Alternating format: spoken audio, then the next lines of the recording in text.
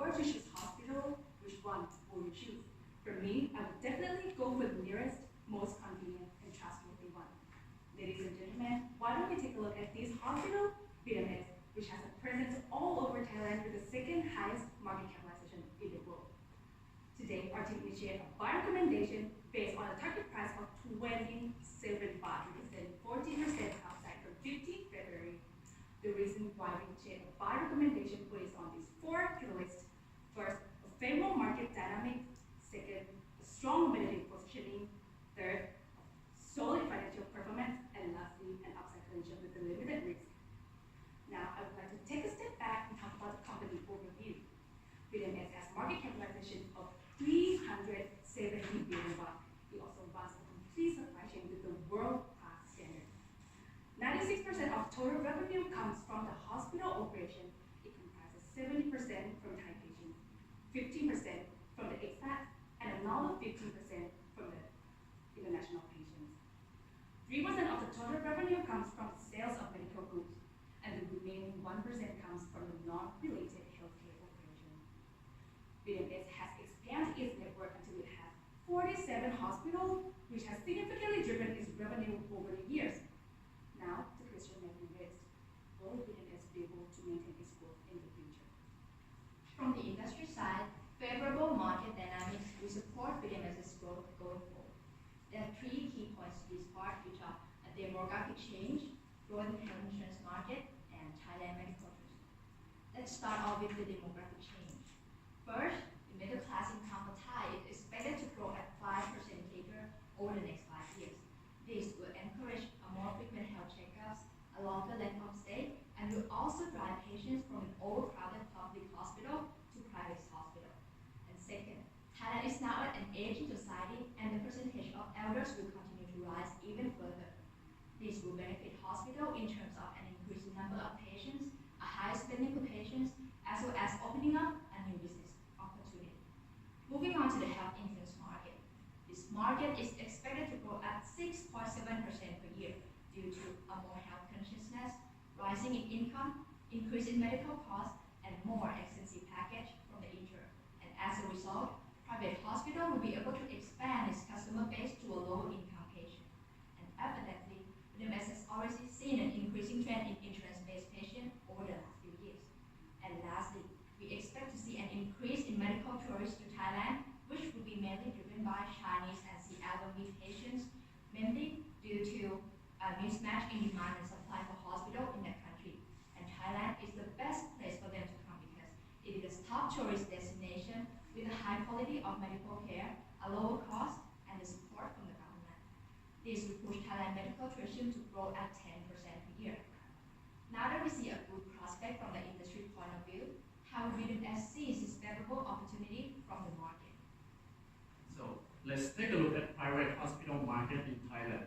VID is the market leader with 57% market share. Through our analysis, we found that this is due to four key competitors.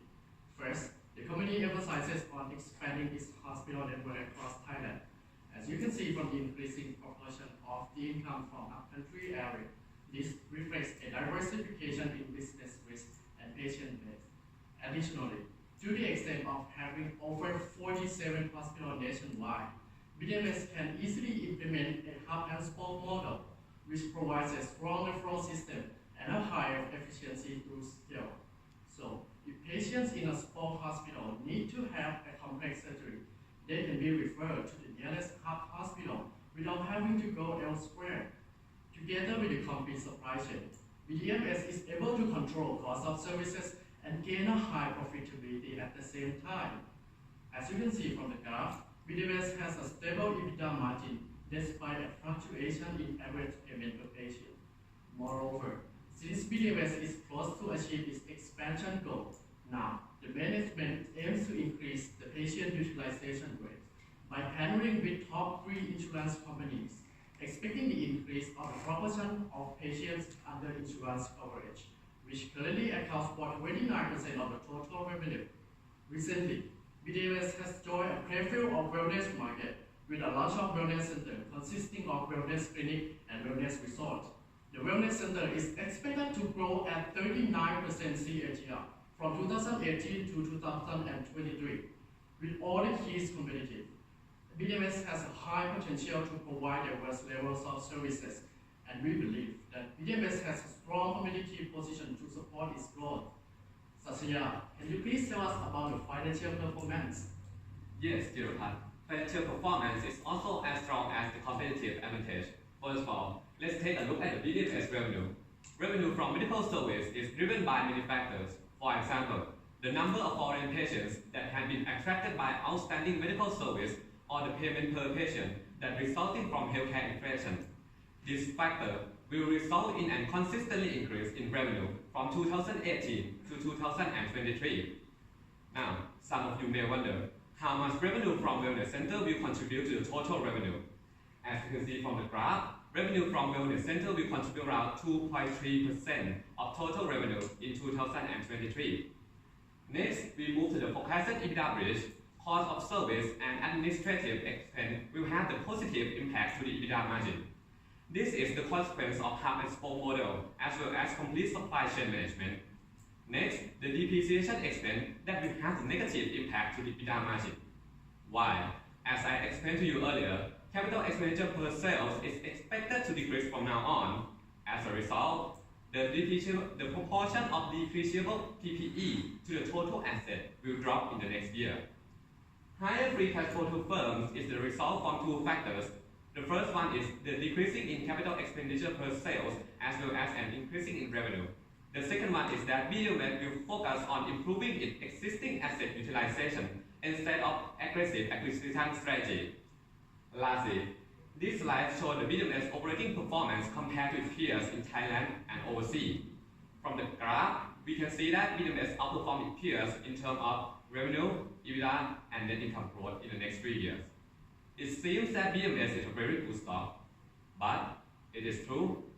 Next, my colleagues will explain and confirm whether BDMS is worth your money.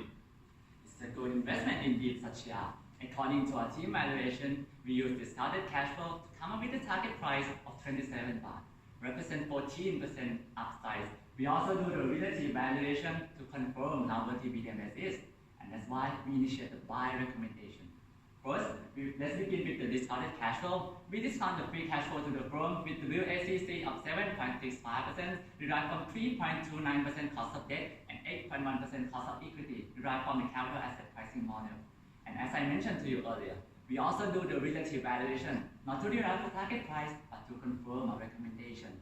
First, let's look at the implied PE ratio, and it seems like BDMS position is quite high compared to the peers. Does this mean BDMS is overpriced? We have to disagree, as we believe that the implied PE does not take into account the future growth opportunity. So, we have decided to use the price per earning growth ratio instead. And as you can see, BDMS price per earning growth is at 1.5 times, much lower than 2.5 times of the average peers. This means that you can expect the future earning growth opportunity for BDMS. To complete our analysis, we observe the potential risk which no hospital can prevent from. Medical price control plan is one of the factors that would affect share price the most, but only if it is implemented, as our team believes that the process still takes a long time. Moreover, according to the tornado analysis, we observe that the cost of service is the factor that is most sensitive to the share price. Now, we believe that all of you, online investors, will have the answer that I asked earlier. Will BDMS be able to maintain its growth in the future? The answer is yes, due to these four factors. First, favorable market dynamics. Second, a strong competitive positioning. Third, a solid financial performance. And lastly, an upside potential with a limited risk. We would like to confirm a buy recommendation based on a target price of 27 baht. Thank you for your attention, and now the floor is open for any questions. Thank you. You may start to ask the question when you're ready.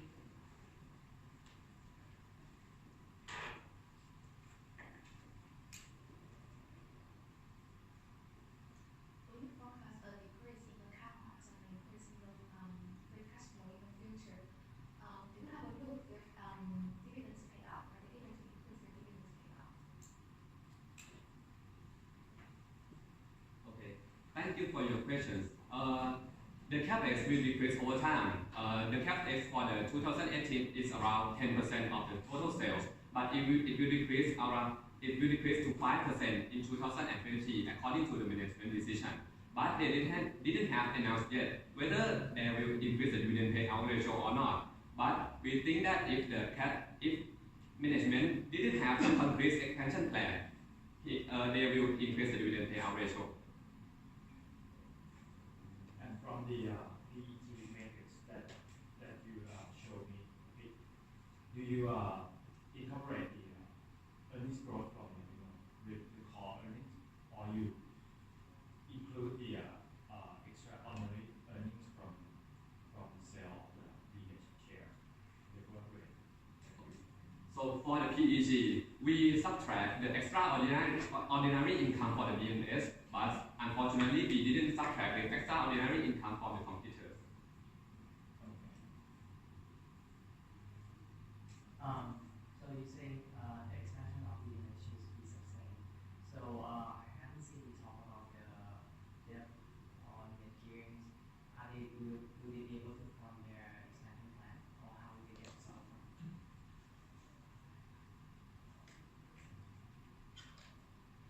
Could you repeat the question? Yes, it's basically how will they be able to fund their expansion plan? And will be the gearing position on what is the management guidance on their optimized PE ratio?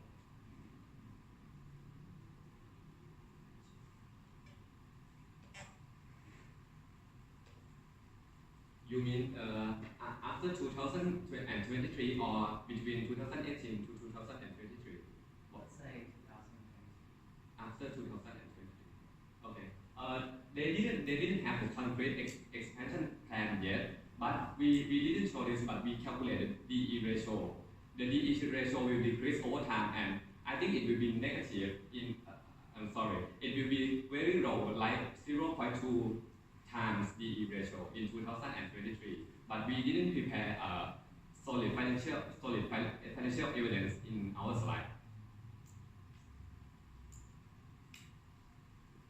Can you explain how you think about revenue growth? I think one of your chart suggests that they're going to have a pretty decent growth, but if I recall, in the past they have been growing by buying other hospitals, and if you subtract growth by acquisition, the organic growth has never been double digit.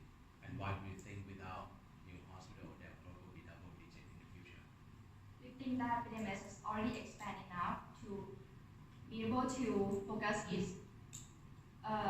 to be able to focus the next strategy to be on the improvement of the utilization, and it will solely focus on that, and we think that will be the main driver for BMS growth in the future. And according to the macro trend, there will be a growth in aging society and rising income, and BMS will be able to reach that patient based on its large hospital network. Question for the utilization rate. What is the underlying assumption for you to get this utilization rate in terms of the patient growth or maybe other assumptions in that? We divide the assumption into Thai and foreign patient, and we include the assumption into the growth of OPD Thai patient and OPD foreign patient. And the OPD Thai patient is expected to grow at around 5% a year. And that is according to the rising in number of people with middle income and affluent class, and the aging society, and the increase in insurance penetration rate, and that will affect the 5% growth that we forecast. And for the foreign patient, we expect to see a 7% growth due to medical tourism and the growth in expat that will come into BMS. To add on, BMS also have the strategy to attract more foreign patients from first the Ping An Doctor, which is the application that will attract more Chinese patients specifically. And for another strategy that BMS use, they use the in cooperation with the 3 big insurance companies to gain more insurance patient base. Okay. And in one of your slides on the risk, you mentioned the regulatory risk, and you kind of saying that it's not relevant. If you take a look, let's say if it happens, how much damage it could happen to the company valuation in futures, and I think also related to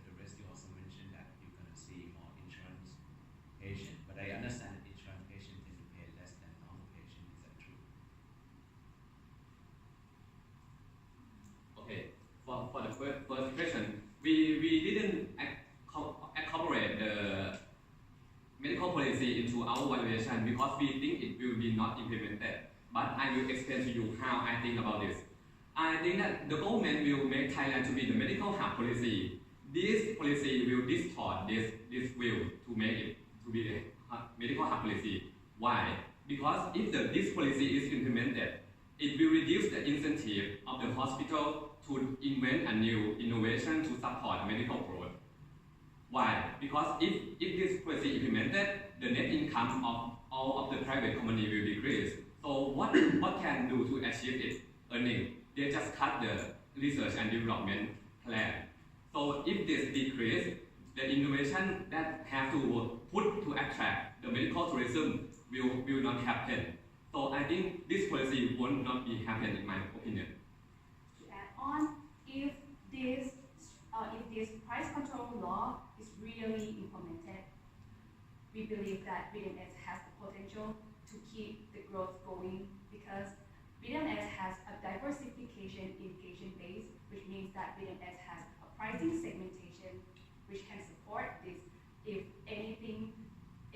there's any negative impact on VDMS. And also, because of the decrease in price, we expect that VDMS will have more patients to come because more people can afford the price of the service.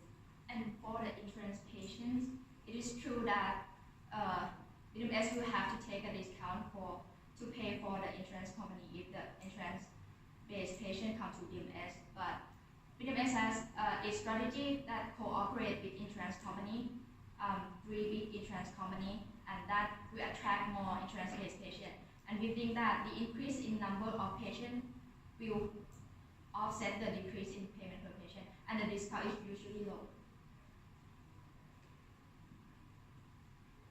On the recent slides, I have the implied PE comparison, and I think the highest one trades at, I think, 60 times PE. So when you look at the peers' PE multiples, when you look at a 60, did you look at why they are trading at that premium? Was it because that earning that year was having some loss? It's rather a one-off item, and would you do the assessment for that?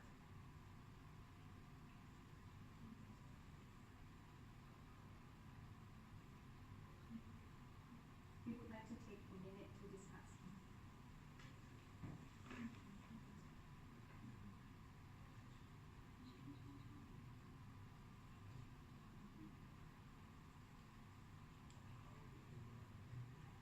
Okay, so first of all, the first hospital that we think have the really high PE is the THE, because they just recently acquired and invest in a new project, which then that's why it's have a higher PE from the peers. However, we expect that it will decrease after this because yes, so here THG, which recently invest in a new project, so after this we expect that it will have a decrease in PE. Yes.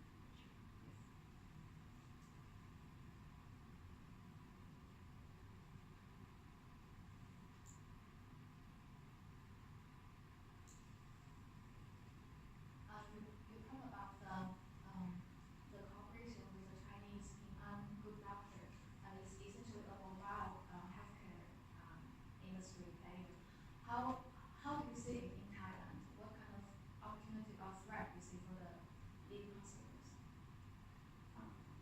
So, as we all have known that VDMS recently just cooperated with Ping An, there's another project that VDMS also doing, which is in health. This project, they Time is up. Thank you, Team 4. Thank you. So you can give a brief feedback in 3 minutes or so.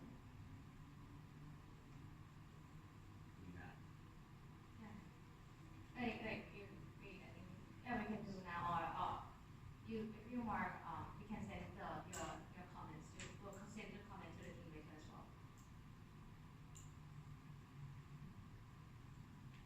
Okay, let's